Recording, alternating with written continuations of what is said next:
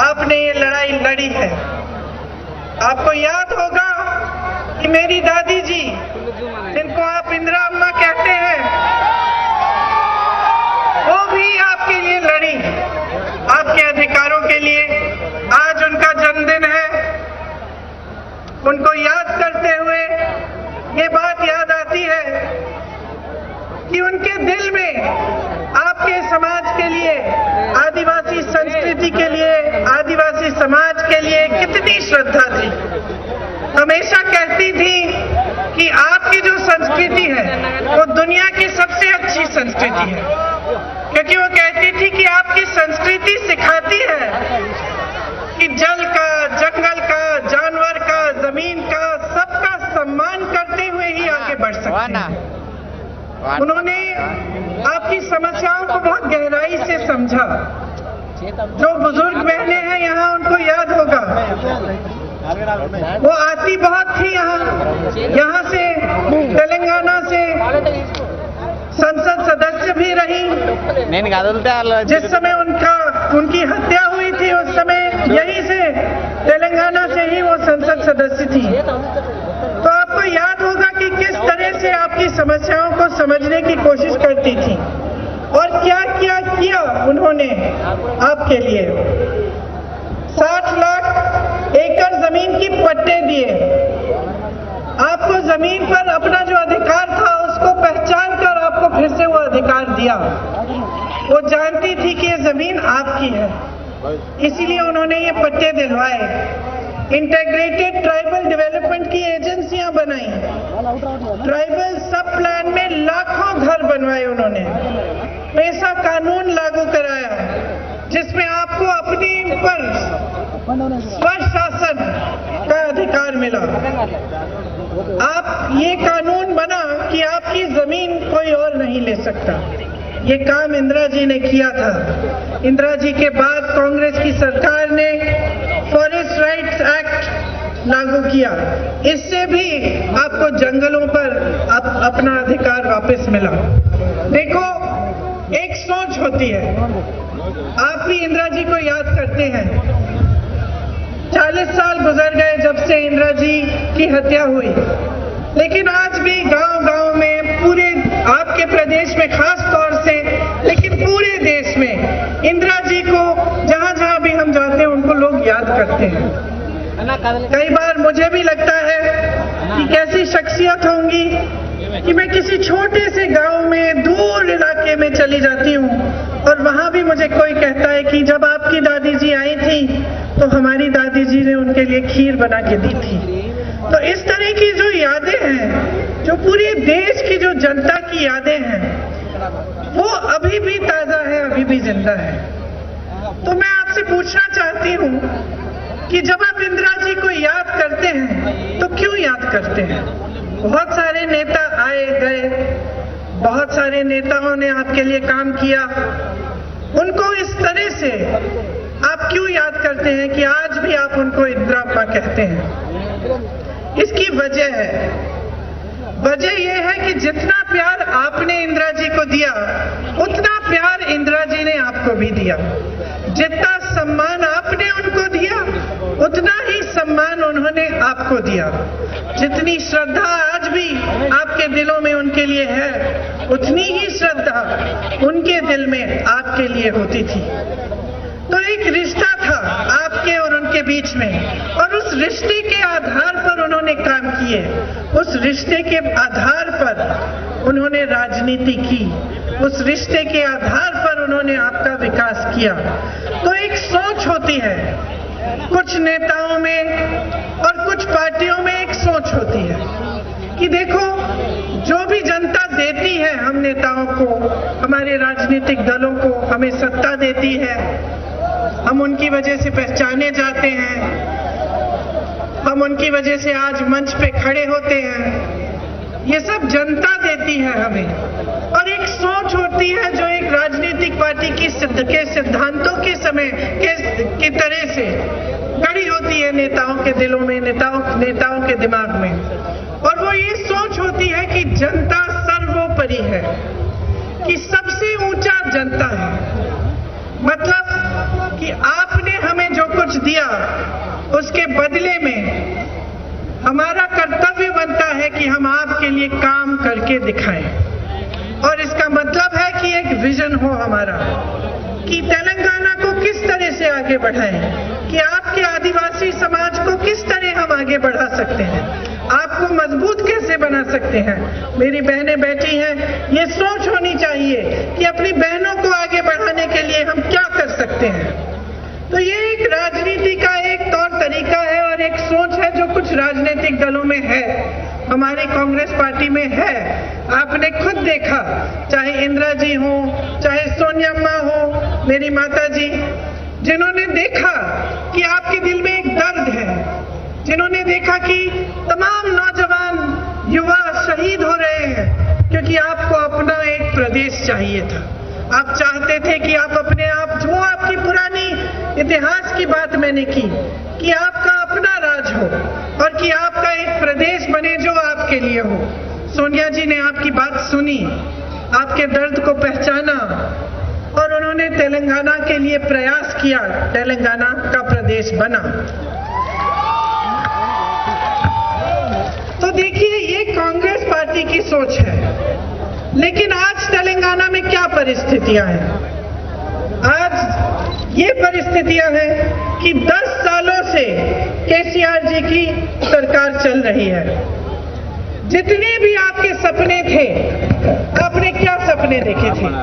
आपने विकास का सपना देखा था। आपने सपना देखा था कि जो सरकार आएगी वो आपके विकास के लिए काम करेगी। एक नया प्रदेश बना था तेलंगाना। आपको लगा कि इस नए प्रदेश में हमारी आवाज पहचानी जाए।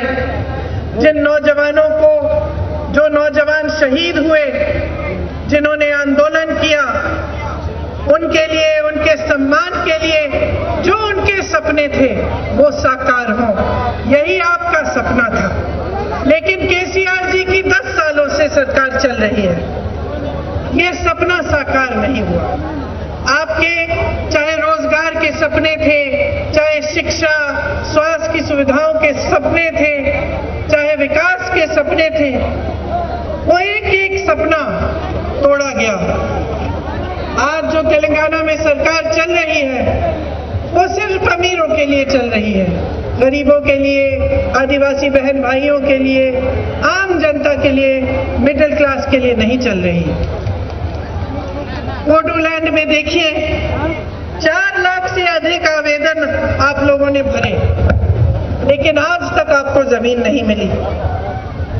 आप पे जुल्म किए गए, अत्याचार किए गए, आपकी सुनवाई नहीं हुई। केसीआर जी ने लाखों एकड़ जमीन बांटने का वादा किया था, लेकिन वो वादा आज भी पूरा नहीं है। यहाँ पे अगर नौजवान हैं, हाथ उठाओ, कितने नौजवान हो? सब नौजवान हो। आपको रोजगार मिला है 10 सालों में? नहीं मिला है। आपको मालूम है कि तेलंगाना में 40 लाख बेरोजगार युवा है आज के दिन में। 40 लाख बेरोजगार युवा हैं। केसीआर जी कहते थे आपको बेरोजगारी का भत्ता मिलेगा, मिला? नहीं मिला। तो ना आपको रोजगार मिला, ना आपको बेरोजगारी का भत्ता मिला, आपको नौकरी नहीं दे पाए। केवल उन्होंने अपने परिवार को रोजगार, नौकरी देने का काम किया है। उनके परिवार का एक एक सदस्य मंत्री बन गया, लेकिन आपके परिवारों में एक भी सदस्य को रोजगार नहीं दे पाए। आप पढ़ते हैं, लिखते हैं, मेहनत से अपने बच्चों को आगे बढ़ाने की कोशिश करते हैं। कोई खेती करता है, कोई कुछ और जॉब करता है ताकि अपने बच्चे आगे बढ़ पाए। लेकिन बच्चों की फीस देने के बावजूद, उनको प्राइवेट में भी ट्यूशन देने के बावजूद, जब वो परीक्षा करते हैं तो पेपर लीक हो जाते हैं, घोटाले हो जाते हैं। टीएसपीएससी का एग्जाम आपने देखा, तो आगे भविष्य में सिर्फ अंधकार दिखता है। और जब एक प्रदेश में या एक देश में नौजवान को अपना भविष्य उज्जवल नहीं दिखता, वो कितनी भी प्रयास करे, कितनी भी मेहनत करे, लेकिन उसको ये लगता है कि मैं कुछ भी कर लूं फिर भी मैं आगे बढ़ नहीं पाऊंगा, तो बहुत ही दुखद स्थिति बन जाती है उस प्रदेश की, उस देश की। आज तेलंगाना में इतने गहरे दुख हो रहे हैं नौजवानों के कि आत्महत्याएं बढ़ रही हैं, क्योंकि उनको लगता है कि हम पढ़ाई करते हैं, लिखाई करते हैं, मेहनत करते हैं, फिर भी कुछ नहीं होता। कांग्रेस पार्टी कह रही है कि अगर हमारी सरकार बनेगी तो हम एक जॉब कैलेंडर निकालेंगे। जॉब कैलेंडर में लिखा जाएगा कि आपकी परीक्षाएं कौन सी डेट पे होंगी, परीक्षा का रिजल्ट कब आएगा, और परीक्षा के रिजल्ट आने के बाद कौन सी डेट पे आपकी जो नियुक्तियां हैं वो शुरू होंगी। इसको एक जॉब कैलेंडर कहते हैं, और ये जरूरी इसलिए होता है ताकि फिर जो होना चाहिए वो ठीक कार्यक्रम से होता है। नहीं तो क्या होता है, काफी बच्चे परीक्षा दे देते हैं और महीनों सालों के लिए भी इंतजार करते हैं, लेकिन नियुक्तियां नहीं होती। इसीलिए हमारा प्रयास रहेगा कि एक जॉब कैलेंडर बने और उस जॉब कैलेंडर के तहत ही सारी जो परीक्षाएं हैं और नियुक्तियां हैं, भर्तियां हैं वो हो। इसके अलावा हम कह रहे हैं कि हम 2 लाख रोजगार देना चाहते हैं, और खास तौर से जो नौजवान शहीद हुए थे आपके तेलंगाना के आंदोलन में, उनके परिवारों को कम से कम एक रोजगार दिलवाया जाएगा। युवा साथियों, एक बात सुन लीजिए, आपको जॉब चाहिए ना, तो इसके लिए एक कंडीशन भरना पड़ेगा कि आप केसीआर और केटीआर को आप जॉब मत दो। अगर आपको जॉब चाहिए तो आपको सरकार बदलनी पड़ेगी। आज पूरे प्रदेश में किसान परेशान है। आपके ऋण माफ करने थे वो भी नहीं किए। किसान की भी ये परिस्थितियां हैं नौजवानों की तरह कि वो बहुत ही परेशान है। एक तरफ केंद्र सरकार की तरफ से महंगाई बढ़ती चली जा रही है, पेट्रोल डीजल महंगा हो गया है, टैक्स लग रही है हर चीज में, तो आगे बढ़ना, खेती से कमाई करना बहुत ही मुश्किल हो गया है। जहां जहां कांग्रेस की सरकारें हैं उन प्रदेशों में हमने किसानों को केंद्र और बीजेपी की जो नीतियां हैं उनसे बचाने के लिए हमने किसानों को के लिए खास स्कीम्स बनाई हैं, और हम चाहते हैं कि अगर हमारी सरकार यहाँ आए तेलंगाना में तो हम भी किसानों के लिए यहाँ पे ऐसी स्कीमें लाएं और ऐसी चीजें करें जिनसे आपकी सहायता हो। 2 लाख रुपए तक हम फसल ऋण माफ करना चाहते हैं, और अगर 3 दिसंबर को हमारी सरकार आई तो कांग्रेस पार्टी कहती है कि आपके कर्ज माफ करने का काम शुरू हो जाएगा। कई लोगों के पास भूमि के रिकॉर्ड नहीं है। केसीआर जी ने धरनी पोर्टल शुरू किया था, आप सबको मालूम होगा। उस समय कहा था कि उसमें रजिस्ट्रेशन का काम होगा, लेकिन बाद में पता चला कि इसका गलत इस्तेमाल हो रहा है, और आपसे उस पोर्टल के जरिए काफी जमीनें छीनी गई। इस तरह की चीजों को बंद कराना और आपके लिए सही काम सही तरह से स्कीमें बनाना, ये कांग्रेस करेगी। कांग्रेस पार्टी ये भी कह रही है कि जब हमारी सरकार बनेगी तो आपको एमएसपी की गारंटी मिलेगी।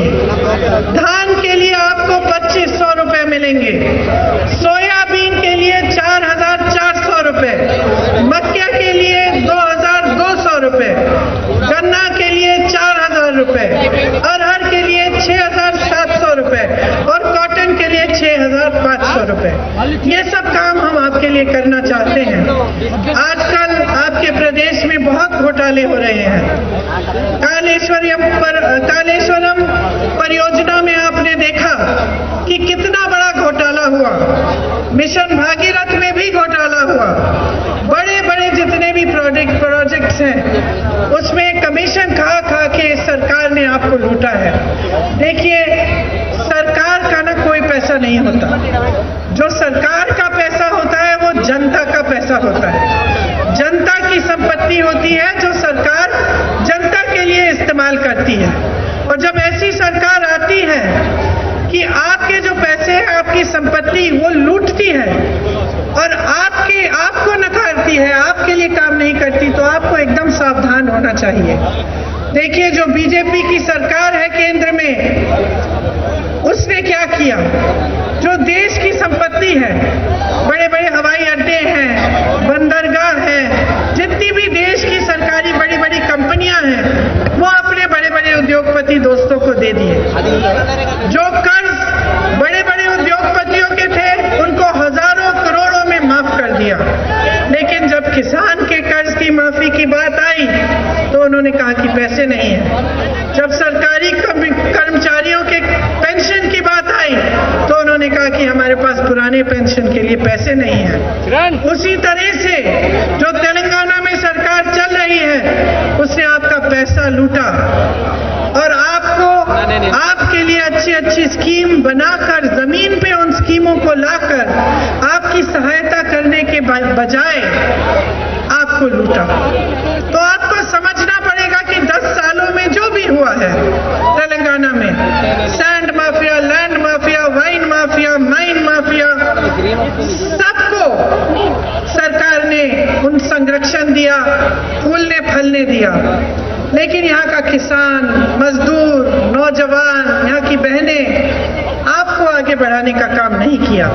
आपको ठीक तरह से सोच समझकर अब आगे बढ़ना पड़ेगा।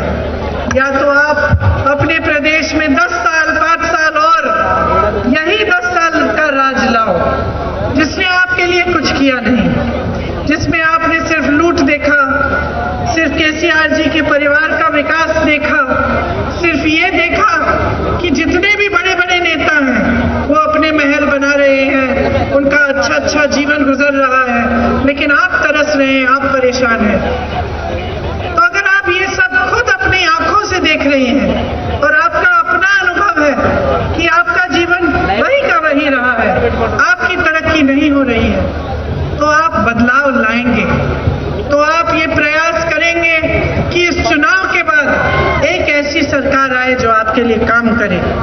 आप देखिए, मोदी जी यहाँ आते हैं, वो कालेश्वरम के घोटाले के बारे में बात नहीं करते, सिंचाई के घोटाले के बारे में बात नहीं करते, शराब के घोटाले के बारे में बात नहीं करते, लेकिन वो कांग्रेस के नेताओं के घर में अपनी बड़ी बड़ी एजेंसी ईडी, सीबीआई भेज देते हैं कि जाइए जांच करिए। लेकिन जो घोटाले यहाँ हुए हैं, जिनसे आपके पैसे लूटे गए हैं, उनके बारे में जांच करने के बारे में उन्होंने कुछ नहीं ना कहा और ना किया। बीजेपी और केसीआर जी मिले हुए हैं। आपको ये बात अच्छी तरह से समझनी पड़ेगी। देखिए, जब भी पार्लियामेंट में कोई बिल आती है तो केसीआर जी की पार्टी बीजेपी के साथ में उसके लिए, उनकी सहायता करने के लिए वोट देती है। समझ लीजिए, जब काले कानून आए थे किसानों के लिए, तब बीआरएस ने बीजेपी के साथ उन कानूनों को वोट दिया पार्लियामेंट में। उनके साथ साथ ओवैसी जी भी हैं। ओवैसी जी हर प्रदेश में, अलग अलग प्रदेशों में चुनाव लड़ते हैं। और मेरी बात ध्यान से सुनिए, कहीं पे 90 सीट लड़ेंगे, कहीं पे 50 सीट लड़ेंगे, कहीं पे 40 सीट लड़ेंगे। तो तेलंगाना में 9 सीट क्यों लड़ रहे हैं? यहाँ पे तेलंगाना के प्रदेश में ओवैसी जी बीआरएस की मदद करते हैं। मालूम होगा कि कर्नाटका में जब कांग्रेस की सरकार आई तो तब से ही पूरे कर्नाटका में जब एक महिला को बस से यात्रा करनी पड़ती है तो उसको बस यात्रा मुफ्त में मिलती है। हम चाहते हैं कि तेलंगाना में भी हम ये काम करेंगे। दूसरी हमारी गारंटी, रायतु भरोसा, किसानों को सालाना 15,000 रुपए दिए जाएंगे, कृषि मजदूरों को 12,000 रुपए दिए जाएंगे सालाना, और धान पर 500 रुपए पर प्रति क्विंटल आपको बोनस मिलेगा। तीसरी गारंटी, गृह ज्योति, 200 यूनिट बिजली आपको फ्री मिलेगी। और ये बहुत जरूरी है भाई और बहनों, आपको 24 घंटे आपको बिजली हम दिलवाएंगे, मतलब 24 घंटे आपके घरों में बिजली आएगी। इंदिरा अम्मा इंडलू स्कीम, जिससे घर बनाने के लिए आपको मुफ्त जमीन मिलेगी। मतलब जब आप घर बनाना चाहेंगे आपको जमीन फ्री फ्री मिलेगी और 5 लाख रुपए की आपको मदद मिलेगी सरकार से। राज्य आरोग्यश्री आपको मिलेगा, जो बुजुर्गों के लिए 4,000 रुपए प्रति माह आपको पेंशन मिलेगा इसके तहत। तो जो बुजुर्ग हैं उनको घबराहट नहीं होनी चाहिए, हर महीने उनको थोड़ा थोड़ा 4,000 रुपए मिलेंगे पैसे, ताकि वो अपना गुजारा कर पाए। और 10 लाख का हेल्थ इंश्योरेंस मिलेगा।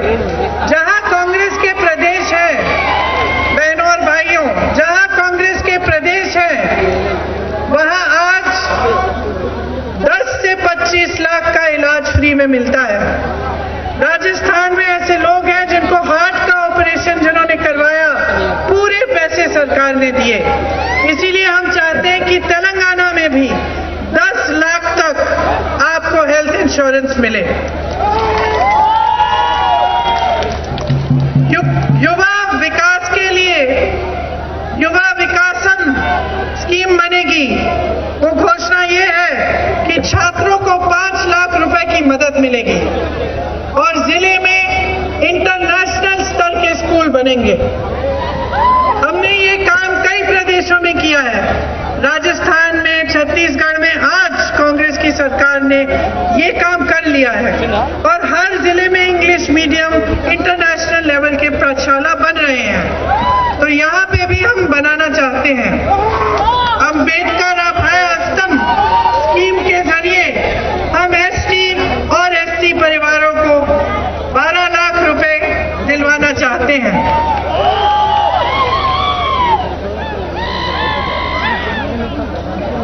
ऑडियो बंद हो गया था।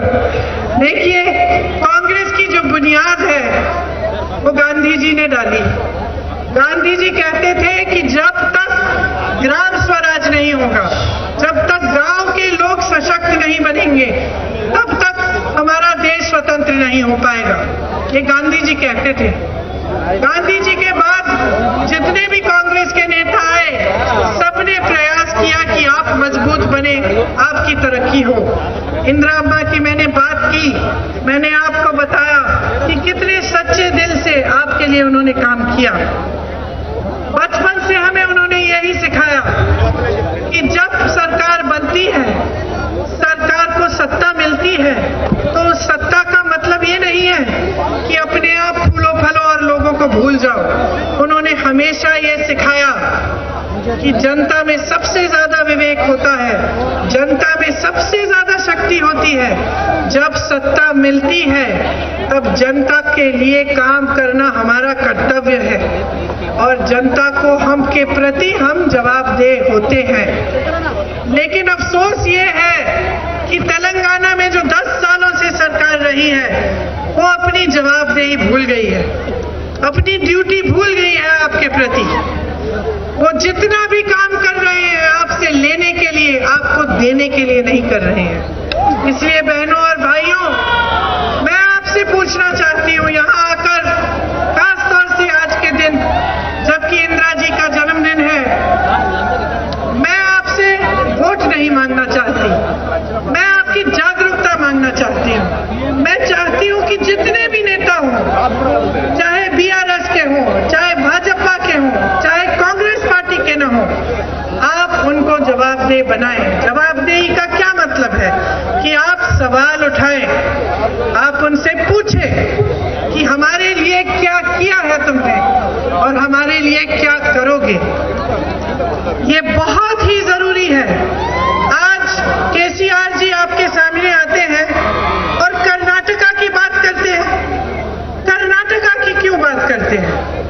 जब हम ऐसे प्रदेश में जाते हैं जहां हमारी सरकार है, मान लो हम छत्तीसगढ़ जाते हैं प्रचार करने के लिए, तो गर्व से वहां मंच पे खड़े होकर हम कहते हैं कि देखो बहनों और भाइयों, 5 सालों में हमारी सरकार ने आपके लिए कितना काम किया। हम कहते हैं देखो हमने काम किया, इस काम के आधार पर वोट दो। केसीआर जी आते हैं, कहते हैं कि कर्नाटका में ये हो रहा है, कर्नाटका में कांग्रेस सरकार ऐसा कर रही है।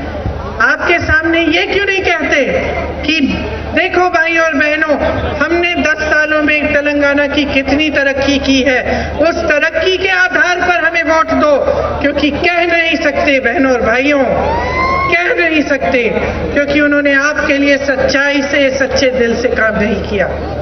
इसीलिए आज मैं आपकी जागरूकता मांग रही हूँ, मैं मांग रही हूँ कि आप सवाल उठाएं। आज जो घोषणाएं मैं करके जा रही हूँ, अगर हमारी सरकार आती है और अगर 5 सालों में हमारी सरकार ने इन घोषणाओं को पूरा नहीं किया, तो आप हमें भी जवाबदेह बनाओ, आप हमें भी बदल डालो। लेकिन आज आपका प्रदेश एक ऐसी मोड़ पे आ चुका है, ऐसी मोड़ पे आ चुका है कि अगर आप बदलाव नहीं लाएंगे तो आप इसी खाई में और 5 साल रहेंगे जिस खाई में आज है। आप यही तमाशा देखते चले आएंगे कि भाषणों में बड़ी बड़ी बातें, बड़े बड़े घोषणाएं और असलियत में धरातल पे सिर्फ घोटाले, सिर्फ भ्रष्टाचार और सिर्फ अपना स्वार्थ साधने की बात हो रही है। इस तमाशे को आप बंद कर दीजिए। बहुत देख लिया है आपने, बहुत सुन लिया है। अब आपको चाहिए एक ऐसी सरकार जो आपके लिए काम करे। इसीलिए जागरूक बन के, सोच समझ के अपने अनुभव को देखो। 10 सालों में आपकी तरक्की हुई है कि नहीं हुई है, बताओ मुझे। हुई है? विकास हुई है? विकास हुआ है? रोजगार मिले हैं? नई नई पाठशाला, स्कूल बने हैं? मेरी बहनें आप आगे बढ़ी हो? किसान की सहायता हुई है? नहीं हुई ना? तो आपकी जागरूकता आपको क्या बताती है कि आपके लिए 10 सालों में काम नहीं हुआ। इसका मतलब है कि बदलाव की घड़ी आ गई है। बदलाव लाओ, अपने प्रदेश को मजबूत बनाओ, अपने गांव को, अपने जिले को, अपने शहर को मजबूत बनाओ, अपने समाज को मजबूत बनाओ, ताकि आपको आगे बढ़ाया जा सके। और जितनी भी अच्छी अच्छी घोषणाएं, जो कांग्रेस का विजन है, जो रोड मैप है आपके प्रदेश के लिए, वो कांग्रेस के नेता आपको बनाकर, आपको काम करके दिखा पाए। आप